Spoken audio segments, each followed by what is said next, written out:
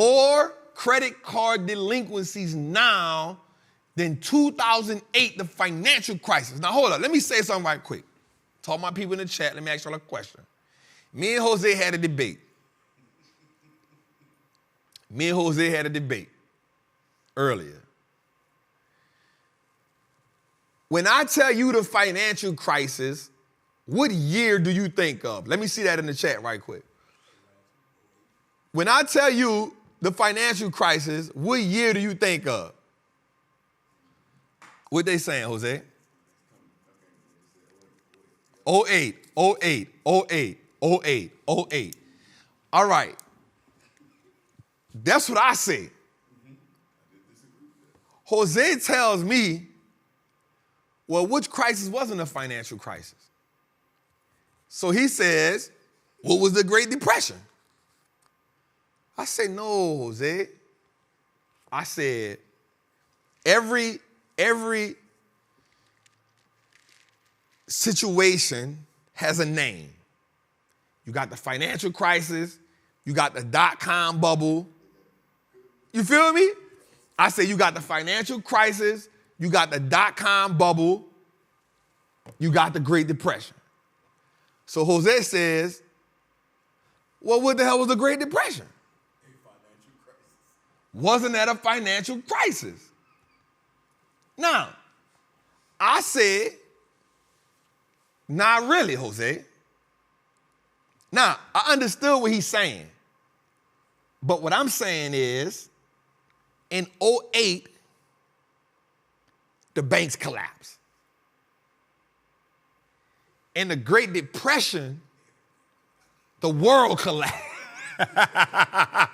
America collapsed. Let's talk about it though. Watch this, y'all.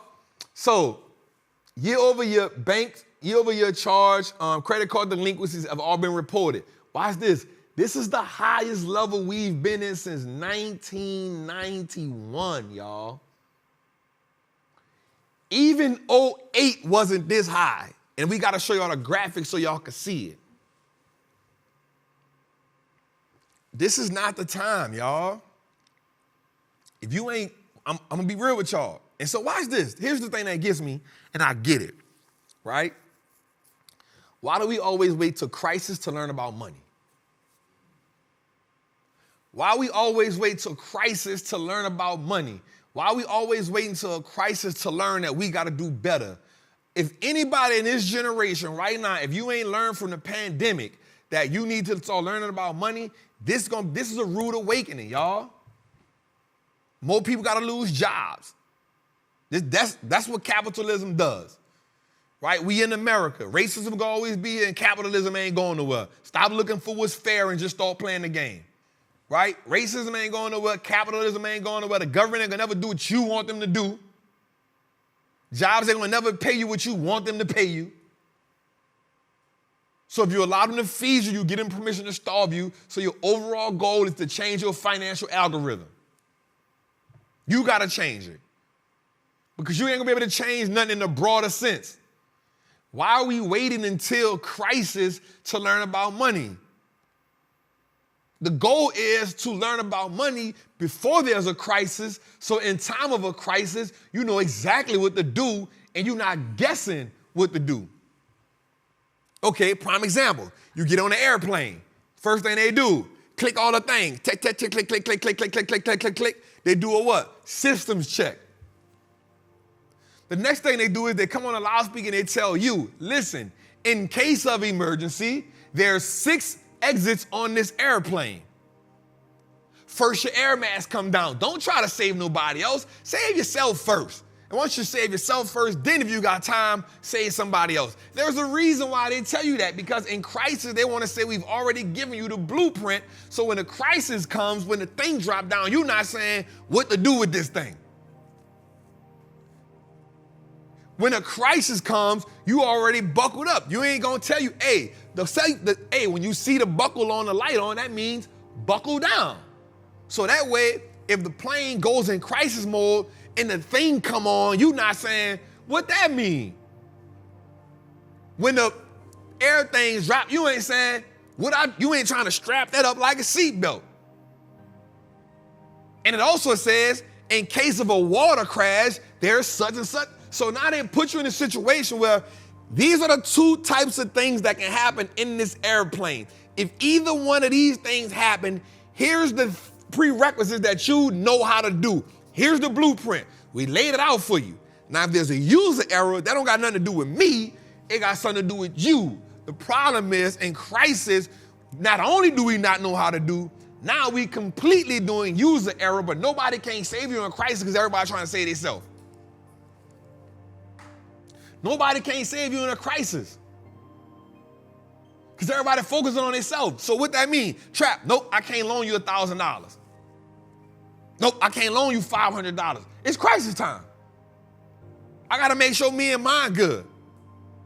It's crisis time. So the person who you used to lean on, they can't help you because it's crisis time. It's a crisis situation. Credit card debt delinquencies. So let's add this on top of what we're talking about. Credit card debt delinquencies, all-time high. The average person already behind on what? 2 bills. Savings have been depleted by how much? 40%.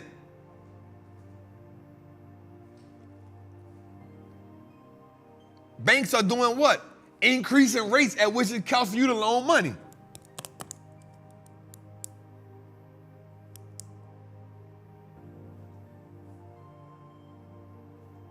Jobs not doing what? Jobs not matching what? The economy. Why you think so many people on strike right now? They're like, nah, bro, we working too much. We need some more money. Okay, what's another stat we said? We said what? 40% of Americans now work what? 2 full-time jobs. We just said this stat a couple weeks ago.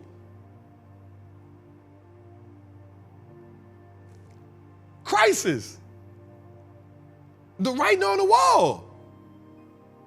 Yeah, we investing. Yeah, we playing an options game. Yeah, we playing a buy and hold game. We trying to make money in crisis. But the liquidity that you have,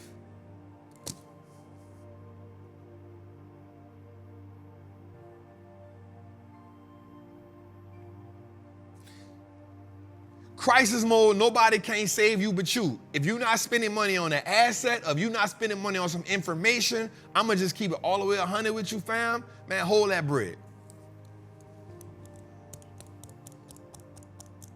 Hold that bread. I'm about to tell y'all something that's going to be real dope. I told my people this. I'm not buying another pair of shoes or nothing. I got enough stuff I don't wear. I'm good right now.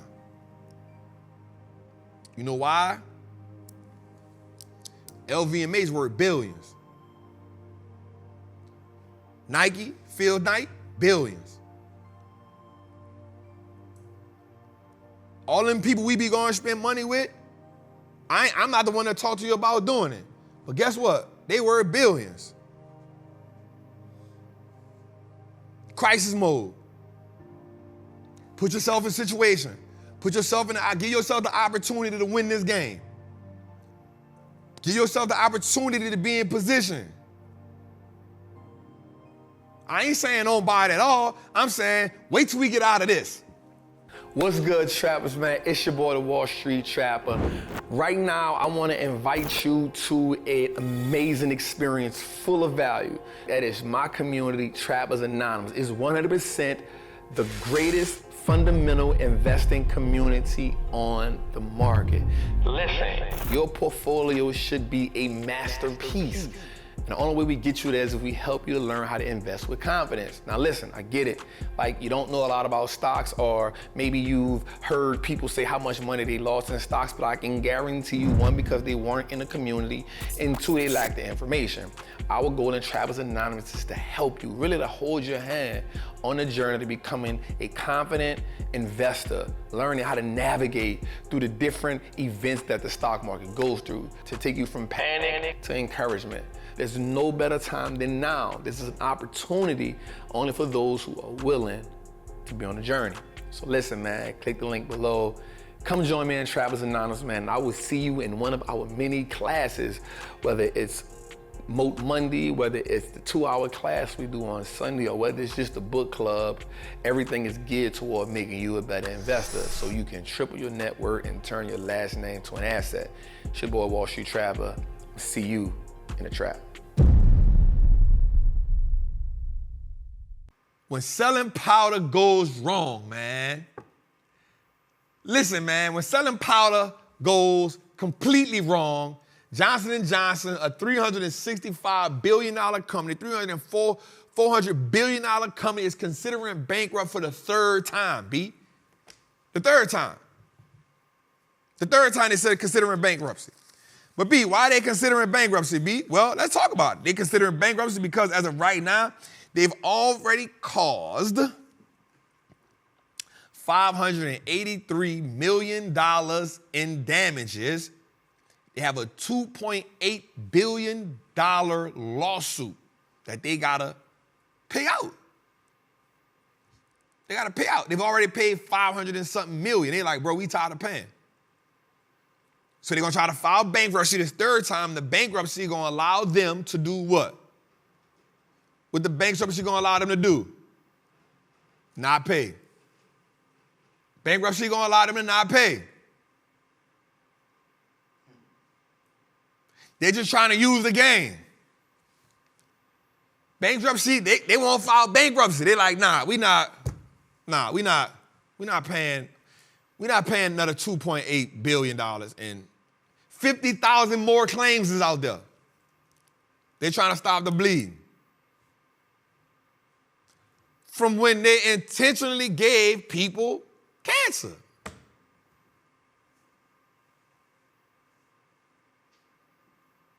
Intentionally gave people cancer. This is how the game being played, y'all. Let's go a little further.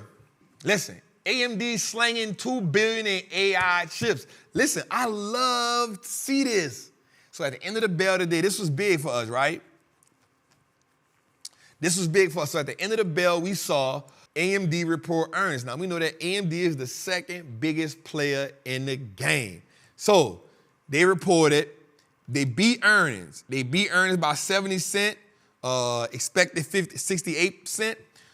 They beat revenue by 5.8 billion, expected 5.7 billion, and the stock fell by 4% after hours. Interesting. But when they got on the call, Lisa hit them with a big gun. She said, and we plan on selling $2 billion in chips next year. Stock came back up. Stock came back up. Look what she said. We expect to sell $2 billion in chips next year, and we also expect to have a 40% increase in the fourth quarter. Lisa said we slinging chips, family, and we got dip. We got the chips and the dip. So here's my idea for that as well. NVIDIA is up on the 21st. With NVIDIA being up on the 21st, how are we expecting NVIDIA to perform? I'm interested to know that. The reason why I'm interested to know that is because here's what we do know. Everything NVIDIA has, they selling. And they're selling like hotcakes. I'm not really tripping on the idea that they're not able to sell to China because China only made up 20% of what they did. Right? Only 20% of what they did. So, and here's what I remember. I remember in 2017, AMD was $16. $16 stock. Everything NVIDIA does is selling out the meat, out the shelves.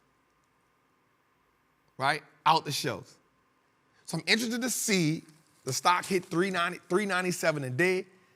I'm interested to see what's going to happen on November 21st.